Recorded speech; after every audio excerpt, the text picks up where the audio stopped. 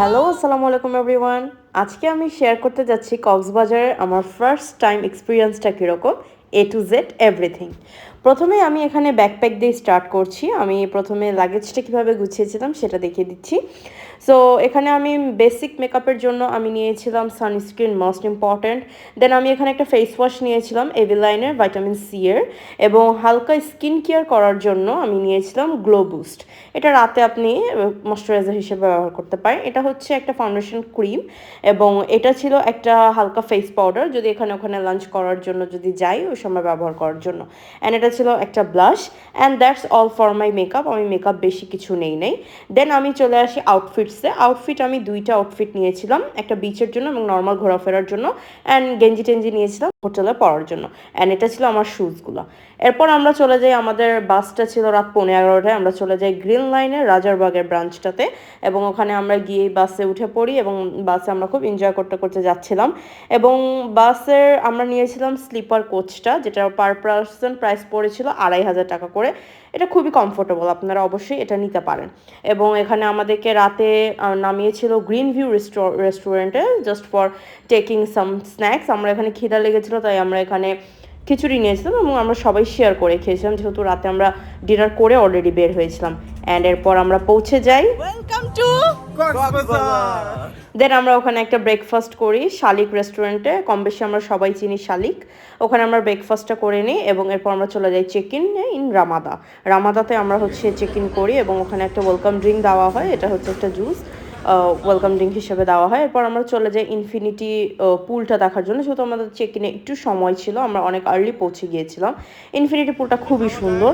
এরপর এখানে আমরা একটা আনারকলি নামের একটা ফল খাই, খুবই মজা লেগেছে, এবং এটা হচ্ছে পতেঙ্গা পেঁয়াজুটা খুবই famous. Then check in to room.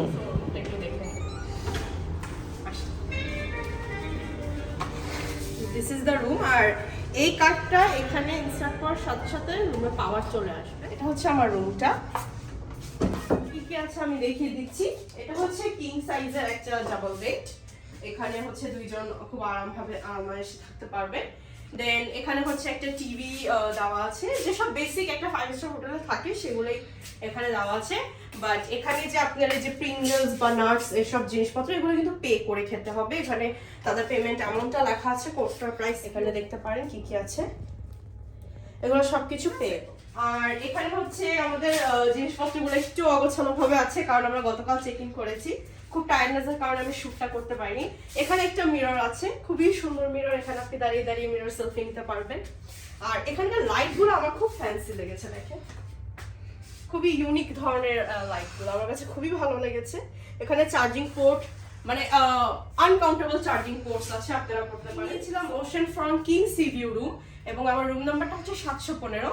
So let's see the view from my room.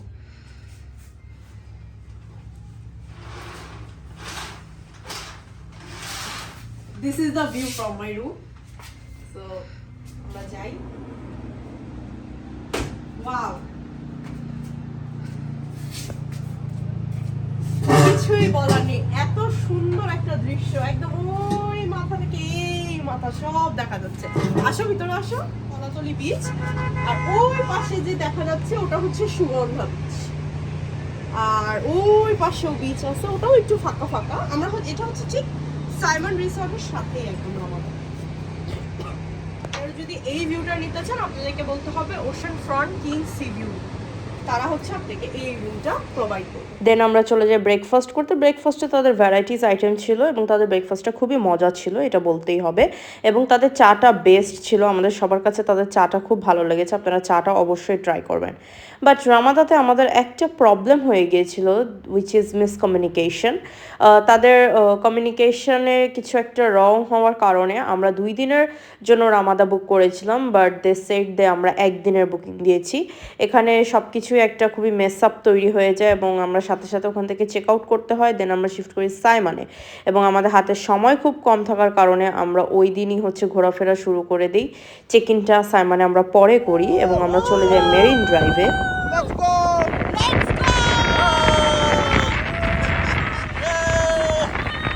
এরপর ওখান থেকে আমরা চলে যাই মিনি বান্দরবনে। এটা দেখতে খুবই সুন্দর লেগেছে আমার কাছে। আপনারা অবশ্যই মিনি বান্দরবনটা অবশ্যই যাবেন। ওখানে আসলে যেসব ওই যে চাঁদের গাড়িগুলো থাকে ওদেরকে বললেই ওরা আপনাদেরকে সব স্পটে ঘুরিয়ে নিয়ে আসবে এবং প্রাইসটাও তাদের খুবই রিজনেবল আমার কাছে মনে হয়েছে। আমরা ৩,৫০০ টাকায় অলমোস্ট ৪ থেকে ৫টা স্পটে ঘুরেছি। এই গাড়িটা অবশ্যই খুব ভালো লেগেছে আমার। এবং এখানে আমরা ইনানি বিচে ওয়েট করতেছিলাম। এখানে ছবি তোলার এত লাইন, আমরা লিটারালি ওয়েট করতে হয়েছে আমাদেরকে ছবি তোলার জন্য এই বোটের সামনে। দেন আমাদের ফিরতে ফিরতে রাত হয়ে যায় এবং রাতে আমরা ফেরার সময় দেখি এখানে স্যান্ডি নামের একটা ক্যাফেতে খুব সুন্দর গান বাজনা হচ্ছিল। আমরা সেই গানটাও বসে বসে এনজয় করছিলাম।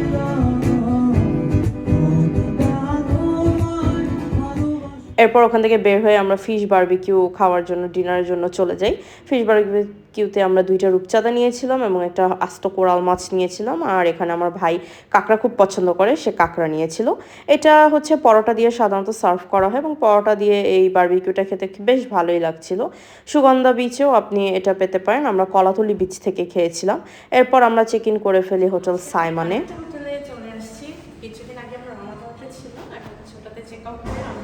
আজকে চলে আসছি সাইমনে।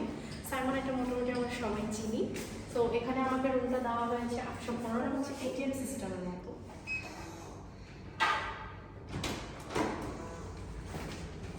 আসো।